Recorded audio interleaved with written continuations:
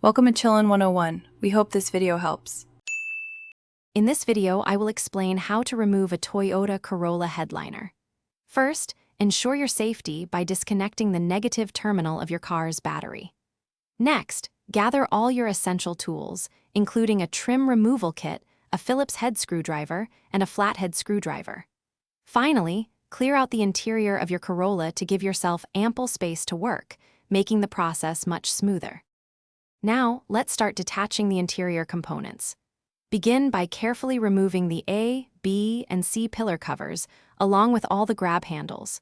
You'll typically find screws hidden under small plastic caps. Then, unclip the sun visors and their mounting brackets. Don't forget to disconnect any electrical connectors for the dome light and other overhead accessories before proceeding. With the trim removed, you can now gently pull down the headliner from the edges, working your way around the perimeter. Be careful not to bend or crease it excessively. The easiest way to remove the headliner board from the car is usually through one of the larger door openings, often the passenger side front or rear. Once it's out, take a moment to inspect the roof surface for any old adhesive or clips that might need cleaning or removal.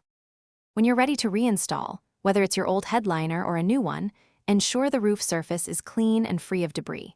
Carefully align the headliner, starting from the back, and work your way forward, ensuring a smooth, wrinkle-free fit.